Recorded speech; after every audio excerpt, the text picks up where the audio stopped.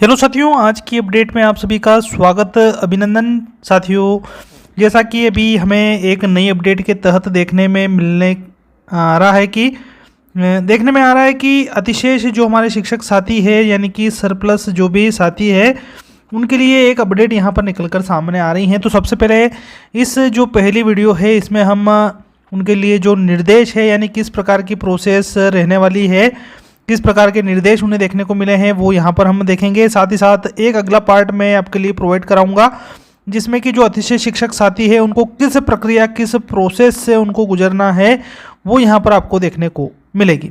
तो पहली वीडियो हम देख लेते हैं दिशा निर्देशों को लेकर। यानी कि ये स्क्रीन पर आप देख पा रहे हैं कि अतिशेष यानी सरप्लस जो कर्मचारी है उनकी वरिष्ठता हेतु निर्धारण दिशा निर्देश किस प्रकार से होगा वो यहाँ पर आपको देखने को मिल रहे हैं। सबसे पहला जो पॉइंट है वो है कि अतिशेष कर्मचारियों के लिए निर्धारण और वरिष्ठता क्रम हेतु निम्नलिखित मापदंडों का पालन किया गया है। किस प्रकार से रहने वाला है? सबसे पहले उच्च पद प्रभार की बात यहाँ पर देखने को मिल रही है। जिन कर्मचारियों के पास वर्तमान में उच्च पद का प्रभार है उन्हें वरिष्ठता क्रम में प्राथमिकता दी गई है, यानी वो वरिष्ठ माने जाएंगे। जिनके पास भी उच्च पद प्रभार है यानी वर्तमान में अगर किसी ऊंचे पोस्ट पर अगर वो प्रभार दे रखा है, कार्य कर रहे हैं, तो वहाँ वरिष्ठता के तहत उनको माना जाएगा अतिशेष कर्मचारियों की लिस्ट में।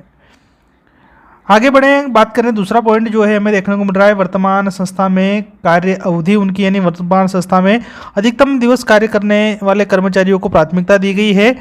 कार्य दिवस की गणना कर्मचारी की ज्वाइनिंग दिनांक से की गई है। यदि ज्वाइनिंग दिनांक पोर्टल पर उपलब्ध नहीं है तो नियुक्ति स्थानांतरण आदेश की दिनांक को आधार बनाया गया है। ठीक है, यानी कि जो ज़्यादा समय से कार्य कर रहे हैं वो प्राथमिकता में आएंगे और उनकी जो ज्वाइनिंग दिनांक है उसी से उनकी गणना होगी। अगर ज्वाइनिंग दिनांक उपलब्ध नहीं है पोर्टल पर तो जो भी नियुक्ति उनकी हुई है या स्थानांतरण है, जो भी उनका आदेश ऑर्डर है, उसी दिनांक को वहाँ पर बेस बनाया गया है।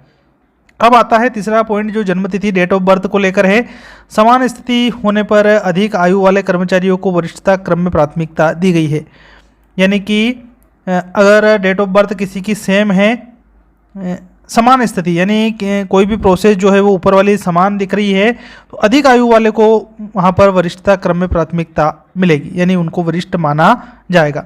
यदि कोई कर्मचारी अपनी संस्था में कनिष्ठ यानी जूनियर है फिर भी उसका नाम अतिशेष यानी सरप्लस की सूची में प्रदर्शित हो रहा है तो निम्न प्रक्रिया वो अपना सकता है।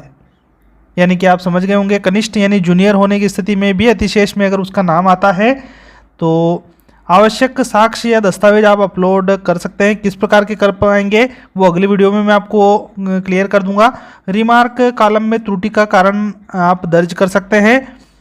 यदि कोई कर्मचारी स्वयं अतिशय सरप्लस श्रेणी में नहीं आता है लेकिन उसे जानकारी है कि उसके कार्यालय का कोई अन्य कर्मचारी निम्नानुसार जो नियम दे रखे हैं इन नियम के अनुसार अतिशेष है तो कर्मचारी का नाम यूनिक आईडी रिमार्क में अवश्य अंकित वो कर सकता है। तो इस प्रकार के जो दिशा निर्देश हमें देखने को मिले जो कि कर्मचारियों की वरिष्ठता का निर्धारण करेंगे कि कौन से अतिशेष सरप्लस में आएंगे।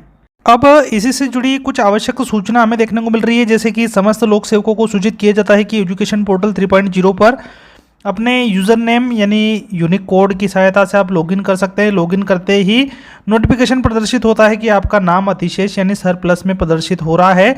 तो नीचे बताई गई प्रक्रिया का अनुसरण आपको करना है। जैसे ही आप एजुकेशन पोर्टल 3.0 पर लॉगिन करते हैं, लॉगिन करते ही एक नोटिफिकेशन आपको दिखेगा कि आप अतिशेष सरप्लस में आ रहे हैं। अगर नहीं दिखता है तो चिंता करने की कोई बात नहीं, क्योंकि आप अतिशय सरप्लस की श्रेणी में नहीं है। नोटिफिकेशन के नीचे आप क्लिक करेंगे, क्लिक हेयर आपको लिखा हुआ मिलेगा। जैसे ही क्लिक करेंगे तो लोक सेवकों की वरिष्ठता निर्धारण संबंधी दिशा निर्देश आपको देखने को मिलेंगे, जो अभी मैं आपको अभी ऊपर बता चुका हूँ। दिशा निर्देश आप जैसे ही देखते हैं, पढ़ते हैं, उसके बाद में संतुष्ट अगर होते हैं उसके उपरांत अतिशेष होने संबंधी सहमति और असहमति दर्ज करने हेतु आगामी कार्रवाई आपको पूर्ण करनी पड़ेगी।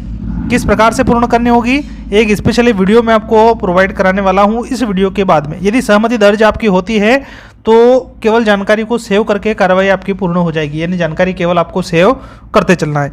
अगर आप सहमत नहीं है यानी असहमति आपकी दर्ज करनी है तो असहमति का कारण ड्रॉप डाउन से चयनित करते हुए आवश्यक अभिलेख अपलोड करेंगे और कारण का संक्षिप्त उल्लेख आपको फॉरवर्ड पर क्लिक करना पड़ेगा। किस प्रकार से करना है टेंशन नहीं लेना, स्पेशली वीडियो आपके लिए मैं लाने वाला हूं।